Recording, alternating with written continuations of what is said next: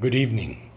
Today is the 6th day of January 2016, and I'm very happy to have a dear friend, Prakash, visiting with us today. Welcome, Prakash, and namaskar. Thanks for having me.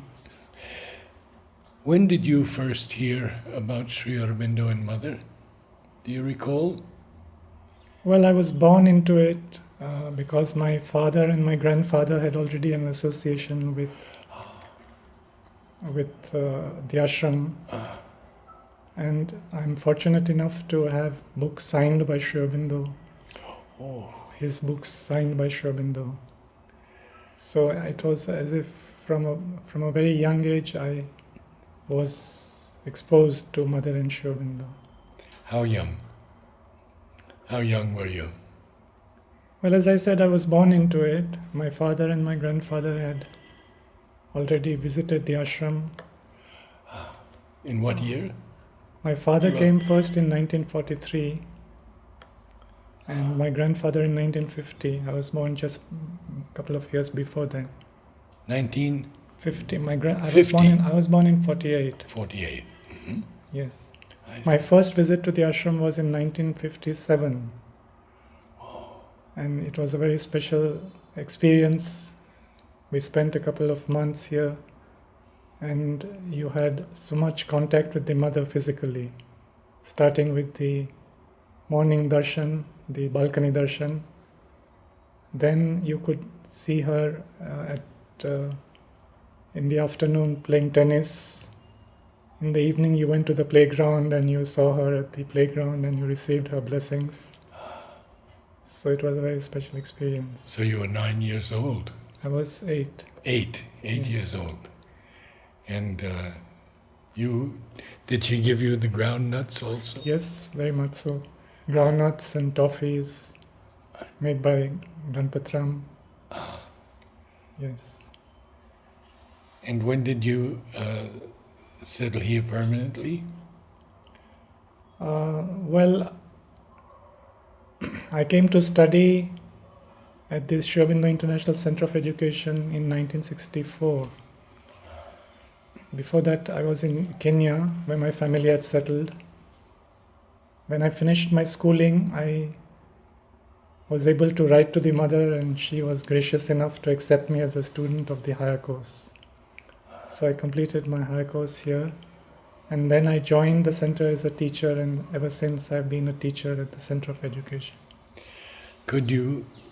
I'll ask you about that also, but could you tell us a bit about some of your teachers who were special, that you remember as very special? Well, I think almost all of them were special in their own way. I had Kishore Gandhi, I had Medanand, I had Jugalda, I had Patiji, I had Chitradi, I had Amitadi, I had Manoj Das, I had even K.D. Sethna, and perhaps the most outstanding of them all, we were able to persuade Nolinida to take our French class in our final year at the higher course. Oh, I didn't know that. No one has said very much about Medananda in the interviews we've done. Do you have any special recollections of him? Well, he was a walking encyclopedia, and I think that's why Mother put him in charge of the library. He seemed to know everything there was to know. He was very versatile in his knowledge, especially of culture and religion and philosophy. I was told that Jugal knew Sri Aurobindo's work so well that if you asked him a question, he could tell you the book and the page number. Is that correct? I think that evolved. When I had him as a teacher, perhaps he was still deep into Sri Aurobindo studies, but he was basically my physics teacher. Oh, And later on, he turned more and more to Sri Aurobindo's works and Savitri and so on. did you know Temi at all? Yes, I had a personal contact with Temi, but not as a but not as a teacher. I knew her quite well. Oh, And I remember we had a Savitri reading session at her room in Savitri, in Golconda once. Yes, we did. And Nirod Baran used to come also. I don't know if you were there then when he came. No, I wasn't there. He was 100 years old, and he would walk from his room all the way to Golconda and sit with us, greet Temi, and then when we finished, he would go back and walk back at 100. Tell me a little bit about your teaching. What do you teach, and what did you begin teaching? Well, I started as a maths teacher because I had studied maths and science at the high course. But then after a couple of years of that, I changed to geography because we had enough maths teachers according to me. But geography was a neglected subject, and most of my classmates said they found it boring, and I thought just the opposite. I thought it was a really very interesting and also very important subject. So ever since I've been teaching geography and related topics, and it gives me scope to discuss a whole range of issues from science to philosophy and art and culture and so on. And most importantly for me personally, it has given me an opening into environment and ecology. And the lake project has grown out of my teaching geography because I felt that classroom teaching was not enough. The students needed to be out in the open and having a personal contact with nature and learning firsthand about ecology and the environment. Well, this is very interesting. So, you actually founded Merveille? Well, that's going a little too far, perhaps, but Okay. let's put it this way, I was one of 3 teachers who together started the Project Eco Lake. Merveille is one part of Project Eco Lake. Project Eco Lake was designed to take our students and teachers to the lake estate, to have a first-hand experience of nature, to do gardening, to do energy studies, to do everything related to environment and ecology in particular. So the other 2 teachers were Chamanlal Gupta, whose specialty was applied science and energy, and Chitra Sen, who of course was head of the biology and life sciences department. We all 3 agreed that it was important to take students out, and ever since that project has been ongoing. Can you tell us a little bit about the project, about Merveille? I think you have a paper here. Perhaps. Yeah, if you'll permit me, I'll read out something that we wrote a few years ago Yes. about lake and the background to lake. Because in a sense, it's part of Mother's vision of things. An area of scenic beauty about 10 kilometers west of Pondicherry, the lake was one of the places that the mother visited during her evening drives in the 30s and 40s. Even then, she seemed to have in mind a special place for the lake in her plans for the future, and she spoke later of the ashram atmosphere extending all the way to the lake. Early in 1955, Louis Allen, who had come from Africa to help, quote, build the mother's university, unquote, following a trip to the lake, proposed to the mother that the ashram should buy the land that was to become the heart of Lake Estate. The mother approved, and on 1st May 1955, she went there to sign the deed setting up the Sri Aurobindo Ashram Trust at Lake House number 1, designated as her private residence. I'll just interpose a few comments. Yes. The de facto transfer of Pondicherry took place in November 1954. This property was purchased early in 1955, but Pondicherry was still under French legal Yes. procedures. So mother wanted it to be according to Indian law, and Lake Estate was in Tamil Nadu, which was part of India at that time. So that's why she signed the Ashram Trust deed at Lake Estate on 1st May 1955. The de jure transfer took place only in 1962. On a later visit in 1959, on reaching the lake, she remarked, "Oh, how beautiful," and told persons accompanying her that we should make it a paradise on earth.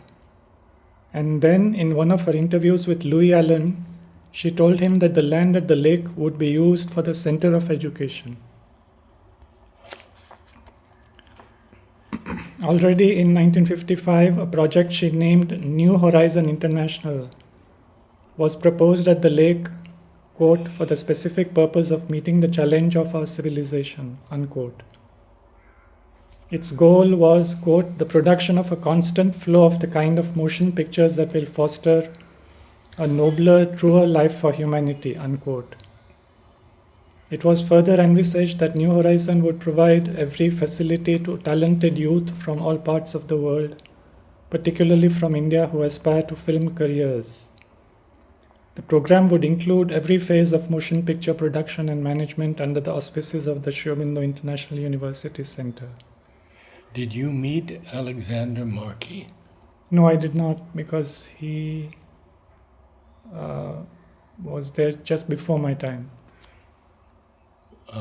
I knew Louis Allen very well, of course. Yes, We were close friends. But you know the story of Alexander Markey? Yes. Could you share it with us? Well, basically, when this film unit was proposed at the lake, Mother designated Alexander Markey, who was a film personality, I think from Switzerland, to become the director of the institute. And unfortunately, he had to go for an operation to Switzerland, and he passed away following that operation. And Mother says that other things also she expected for the realization of this project did not materialize. A devotee had promised some money, did not come through, and a friend in the church who had offered to arrange for the transfer of some church land at the lake to the ashram for this project, that person was transferred, and so the whole thing fell through. But when Mother was, this is what comes on later, when Mother was asked if the project was over in 1960, she replied no. So till then at least she had hoped to have a film unit making the highest quality of films to uplift, you can say, mankind to a higher level. But there's something more about what was intended with this project, New Horizon International at the lake. New Horizon was planned to provide for an international community resident in a small township. So it would seem to be the seed for Auroville already in the 50s. Huh. Yes. And incidentally, we tried to get William Greaves involved. He took an interest. He's an independent black film producer from America. But he couldn't click it, in the sense he couldn't arrange all the funding necessary for such a project. This was much later in the 80s. Oh.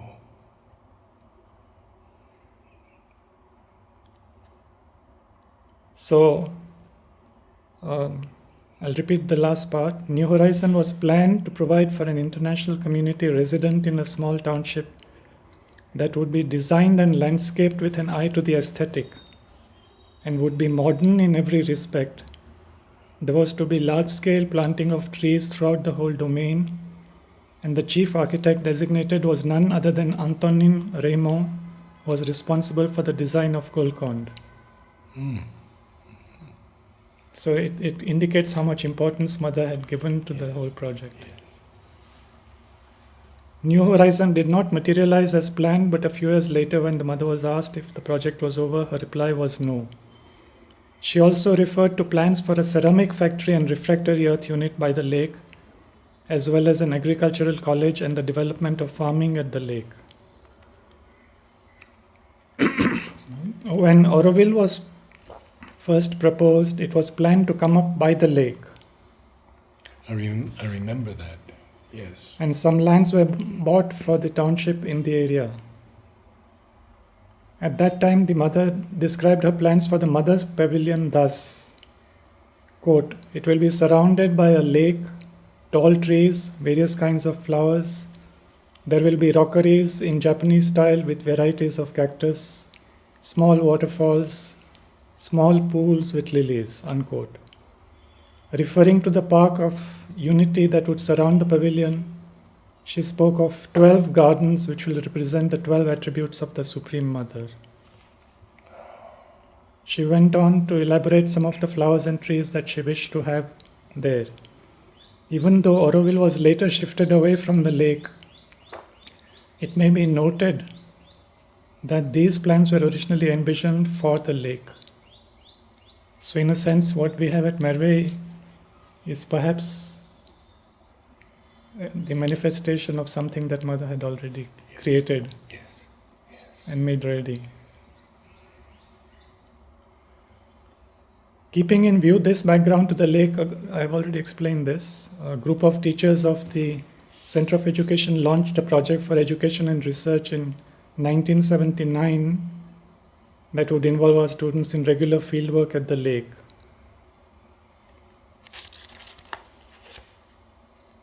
So Merveille is one of the projects of or activities of Project Eco Lake. It's part of Lake Estate. The whole of Lake Estate is a little over 400 acres today. It has grown from the initial relatively small plot, which is called Mainland today. And Merveille itself is something close to 100 acres. Merveille was largely or almost entirely a wasteland. I remember it well. And so do other ashramites who tell me about their early picnics to the lake. The soil was so difficult to work, wasn't it? Yes, in fact, we can say there was no soil. Yeah. Gravel and clay, laterite. Yeah, basically it was hard sandstone. Oh. When it's dry, it's very hard and it's difficult even with a crowbar to penetrate it. And in fact, we've had people, including soil scientists, coming and looking at it and saying, how did you manage to grow anything in this? But that was part of the challenge. In any case, we were not too knowledgeable about what to do and how to do it. We were keen to green the place, to afforest it. And Narad and other Aurovillians were amongst those whom we consulted right at the outset for their advice based on their own experience in Auroville. I remember you gave me a list of trees that we could plant. And we also talked to Joss and Mali and others. Yes. So, now, yes. To begin this work, how did you actually begin it? It was a wasteland. I can only say it's Mother's grace. Because looking back at it, it seems to be such a difficult challenge, especially considering the conditions. It was early days after Mother's passing, and the ashram trustees were not willing to give any funding for such a project. And they even asked us not to raise funding from outside sources which might divert money from the ashram. Fortunately, they agreed to a small amount from a friend that we could take through my grandfather, A.B. Patel. And I always tell people that we started this project with 5,000 rupees and faith. The idea was that if Mother wanted the thing realized, it would come through. And believe me, it did. Within 2 weeks of starting the project, Champaklalji came to know about it. And he was extremely pleased that we had started this project because he knew, I'm sure, what Mother wanted at the lake. So people who were giving money to the ashram through him, he asked them to give it for our project. I see. And for the first few years, that's how we were funded. And we just had enough for our needs, basic needs. It was not too much, it was not too little. And in a sense, it was good that it was a bit slow because we were in a rush to do things, but we have, in hindsight, we have gained so much experience over the years that it's better to do it in a measured way rather than in a hurry. After a few years, when Champaklalji began to withdraw more, I talked to Dyuman, who was one of the pioneers at the lake and one of the ashram's senior most disciples. So he asked me how much money we would need, and I told him the amount, and he said, well, that's not a big sum, the ashram can afford it. So from that time till today, we receive a regular allowance from the ashram, which has ensured that we can continue without worrying too much about survival. Because I understand that there are places or projects which are not funded in a regular way, even in Auroville, and they have little difficulty. Either they have to earn for themselves, which changes the whole emphasis of the project. And we had decided right from the outset that Merve should be a place which did not have any commercial angle to it, which did not insist on returns, because there was enough of that attitude elsewhere. And we said there should be something which is primarily for beauty, and also giving back to nature what we have taken from it. In the sense that we have, as a race, as a human species, we have been exploiting nature and its resources. Mother even went to the extent, I think in the early 60s, of saying, ils ont tout abîmé, which means they've spoiled everything, referring to what humanity has made of this planet. Yes. Yes. So it was thought that we should at least green this wasteland and make it an attractive and inviting place. But we also wanted a spiritual angle to it, in the sense that it would be a collaboration between human beings and the divine at one level, and between matter and spirit at another level. So, but we do not speak of all these things to everyone, because at one level it is an ecology project, and we have had ecologists and scientists visiting and giving us help and advice, and we in turn sharing our experience with them. So we have done a lot of activities in eco-restoration, from soil conservation and water management to beekeeping and making a collection of mother's flower significances. This is an important aspect of the project. Yes. By the 70s, after mother's passing in particular, a number of gardens in the ashram area were being lost. Either we had to return the lands to lease, which were on lease, or they decided to build it up for the sake of ashramites. So in this way, we've lost Amba Bhikshu Garden or Lakshmi Garden or Yes. various other Kaznau. Not Kaznau so much, but Castellini and so on. So we said, but lake is there, and at least in one place we can have all the flower significances that Mother has given. It's our responsibility, it's almost our duty, and it would be a worthwhile offering to the Mother. So that has been one of our aims, and we have succeeded in a large measure in collecting most of the perennial species that Mother has named. The seasonal, of course, keep changing over time, Yes. but we have done that. In addition, we have also made a collection of various other kinds of plants, even those which do not have a significance, because they have their own value, their own place in nature. Can you give some examples of some of the plants that you've introduced? Well, the pioneering work in afforestation was done with Australian acacias, which of course later became very controversial. Yes. But we feel that they were necessary as a pioneer species, or at least very helpful as a pioneer species, as in much of Auroville also. And we are currently, in the last few years, we are replacing much of the acacia with more diverse, mostly native species. But the acacia did open up the soil. Exactly, it built up the soil and changed the microclimate to a point where other species could survive and grow well. And it acted as a nurse tree also. Very much so, very much. In fact, we did scientific studies with codrats, and we found that acacias and casuarinas encouraged some of the native species to grow where previously they were not able to grow in the wasteland. What about water? How did you... Well, that's an interesting angle to the whole thing, because in the beginning we decided that the afforestation must be rain-fed. Because if you're going to arrange for watering of your forest, then of course it limits the possibilities for other people.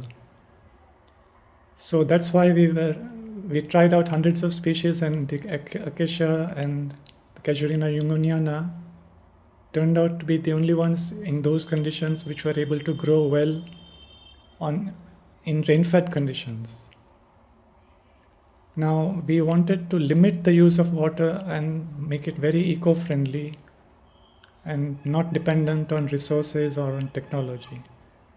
So we actually, for the first few years, we were just borrowing some water from Llewellyn in the neighboring cocoa land.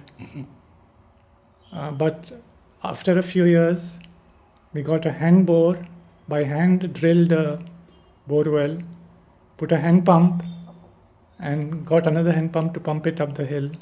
So it was all by hand with very simple, low-cost devices which could be replicated elsewhere. So in a sense, it was a demonstration also of what is possible, not using high-tech or expensive methods of getting water. It was only much later, about almost 15 years after we started, that we were offered a deep borewell to mark the 50th anniversary of the ashram school. Oh. And so we got in for a deep borewell, which was becoming necessary because our garden was growing.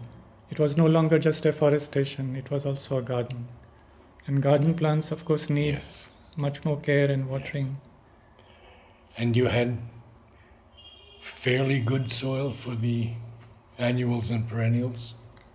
We were able to make it good enough, yes. Did you compost? Yes, we have done a lot of composting, including vermicomposting. We have used cow dung, we have used paddy straw, we have used lake algae. We've tried every organic material that we could, but we have not used chemical fertilizers or pesticides, with very few exceptions. Insects. We use neem oil or other traditional remedies in case of insects. And sometimes companion planting. What is the state of the garden right now? How do you feel about it? Well, I wish you could have shown something of it in this program. Perhaps you could still do it. Well, I think what we would like to do is actually go out and visit with you on the site. Yes. And take our video camera and just walk around with you. Yes, that's right, because I don't like to make too many tall claims. I like people to come and see for themselves and judge and assess by themselves how they feel, whether they think it was worthwhile, whether they think it is a nice place and a beautiful garden. But I think I can say that there have been Aurovilians who have come and appreciated it, and that's high praise for us. What is the ashram's feeling towards Merveille today? I think they appreciate the work that we have done, especially for the students. It's a great opportunity to learn, and many of our students are much more ecology literate than before. Some of them have even gone on to further studies or careers in ecology. And of course, the ashram trustees now realize the importance of ecology and environment. So even to the government, they can say that, well, we already have an ecology project, and the government does recognize that contribution.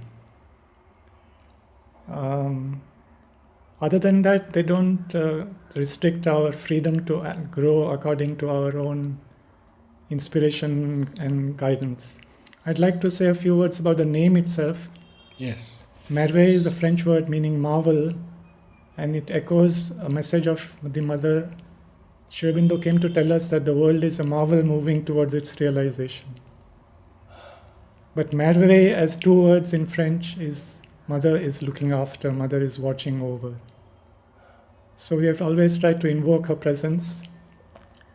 And she once told Louis Allen that I have come and meditated here, that is at the lake. And wherever I have meditated, I have left behind an emanation of myself. If you concentrate, you can feel here my presence in every leaf, in every stone. Oh, how beautiful. And I think that's perhaps the most rewarding part of our project, to feel that presence and to invoke that presence and be guided by that presence. Could you tell us just a little of the times you met with Mother and spoke with her on these topics? No, that mother passed away long before Before even we began. we started, but I'm sure that it was her inspiration, because she continues her work even after leaving her body, perhaps even more so. I had other correspondence with the mother, but that was relating to personal matters or my future and so on. Mm-hmm. So those are perhaps not so pertinent. Yes. Now there are 3 areas that I know of. There's mainland, Matu Udayanam, Yes. and Merve. Can you tell us the different functions of those places? Mainland is the headquarters of the farm of Lake Estate. It has the office, the kitchen, the workshop, the laboratory, the garage, and so on, an oil mill, gardens, biogas plant, and so on. Mm. So it's the headquarters, and it basically, the whole of Lake Estate is run from there. However, within Lake Estate, there are these 2 other places which have some autonomy. That is Matrudainam, which is what Kadaland is now called, and Merve. So Merve, as I have explained, is mainly for ecology and for garden. Matrudainam combines growing flowers for the samadhi with some fruit orchards, and trying to also make a collection of flowers with significances. So there is some difference in emphasis. But in a sense, they're all complementary and part of, you can say, an effort to make Lake Estate what Mother wanted. She had given an interesting message in 1966, perhaps when there were differences amongst the people in charge or people working at Lake Estate. This message, I think, is very general, or can be made general, to all group activity. Lake Estate, it is only in harmonious collaboration that effective work can be done. The important thing is to find the point on which you can all agree, and after this is firmly established, each one must be ready to yield his personal will in order to keep intact this point of harmony. Blessings, 29th March 1966. Louis Allen made a copy of that for me in Mother's hand. Yes. And presented it to me. And it was one of the most important things, I believe, that I learned about Lake Estate. How many people do you have working there, and do you have volunteers? Well, basically it's a very small team. We do have a few volunteers, but we also have to engage mainly women workers from the nearby villages. So we have something like 20 odd women workers at the moment. Oh. A couple of watchmen, and 4 or 5 of us as part of the ashram team at the Lake Estate. Have you had any experiences with eucalyptus? Well, we were warned right at the beginning that eucalyptus is an exotic which depletes the water supply. So we restricted very much the use of eucalyptus, because in any case it's not nitrogen fixing, unlike acacias. So we just made a small collection of eucalyptus, and that's what our experience is based on, but we did not use it as a plantation species. But Louis Allen had planted a whole avenue of Eucalyptus citriodora, which he had got earlier. which gives a nice lemony scent when you enter Merve. Now, recently, you had a great setback in one of these cyclones. Yes. Can you tell us about that? Yes, Cyclone Thane was unusually fierce, and when we went the next day, it was a scene of complete devastation. A lot of our trees, and I think the experience in Auroville was similar, a lot of our trees had fallen over or had broken branches, etc. So it was quite a lot of work to repair the damage. Some of the trees were pushed back in place, others were pruned, others were taken down. But also there was something gained in the sense that it made clearings which made possible the introduction of other new species. Because earlier it was a bit overgrown and perhaps a bit too shady in places. And do you consider it an area for also for the experiment of low water consumption, drought-tolerant species still? The afforestation work was based on finding such species, in fact. So we identified over the years, first few years, quite a few species, including Australian acacias, but others also which are relatively drought-resistant and which could be used, depending on conditions, for afforestation programs, especially rain-fed programs. Yes. Do you have a section for xeriscaping? An area for xeriscaping, or is the whole thing xeriscape? I'm not quite sure if I understand. Xeriscaping has become very important in California because of the lack of water. So they try to plant all these plants that use absolute minimum water. No, I think it has not gone to that extreme in our case.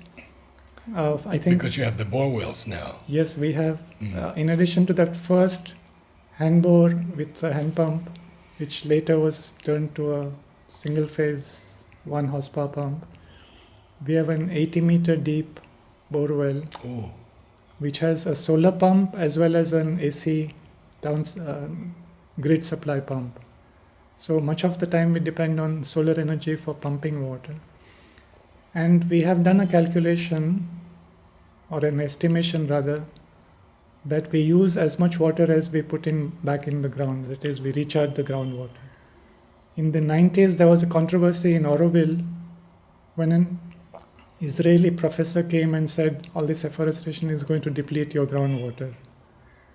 So many Aurovillians were quite taken aback, and a study was done with the help of sensors on 3 species of trees, including Acacia auriculiformis. And they determined how much water is pumped out. Now, even from a common sense approach, you can say that nature recycles everything. So depending on how much water you have, the trees will grow accordingly. But in any case, our estimation was that we put back as much as we take out, or even more than we take out. What would be a good time to come out? Would February be one of the better times? Early February? Yeah, early February would be good. Right from now, actually, because weather is clear and it's very pleasant to be out there. But I'd like to mention one more thing, and that is, in order to maintain a certain sanctity of the place and ensure that the presence is more concrete, we have had to limit human presence in Merve. So it's not open house. We ask people to take permission before they come. And we certainly discourage any picnicking or any other use of the place than what it is meant for. I think that's extremely important. We already know from Auroville and the Matrimandia and the buses and the lorries. Yes. So I'm very happy that you're doing that. Could I ask you, botanically, what are some of your successes with species that you take great joy in? Well, I think that would take a long time, and I would need probably some reference material. But I can say that we have recently completed a survey, or an ongoing survey is there, which has provided us with a list of some 1,400 species available or present at Merve. Oh my gosh. This includes indigenous species which we have helped to regenerate or reintroduced. It includes other species introduced from elsewhere in India or abroad. It includes things that have regenerated on their own, and so on. But I'd like to just, since you have asked me this question, Pichandikulam Oroville Bioresource Center, that is Joss's place, had conducted a 3-day workshop on the TDEF, the tropical dry evergreen forest, which is our forest type in this region. Yes. I think it was in 2002, and I was one of the invitees. And it was proposed to shortlist those species which were becoming rare or vulnerable, so that the forest department could be asked to take more conservation measures. So ultimately they prepared a list of some 40 species plus some 10 grass species which are highly specialized. Out of the 40 species, we found that 16 of them occurred in Merve. So naturally. Naturally. Yes. Yes. Because that area had been forest at one time, and some of the more hardy and tenacious plants continued to survive, but they used to be chopped down or browsed or whatever, and we were able to bring them back to health and restore them. Do you find a difference in the climatic temperature? Oh yes, the microclimate is definitely much better than what it used to be in the early days. And it's generally considered much cooler than in Pondicherry, especially at this time of the year.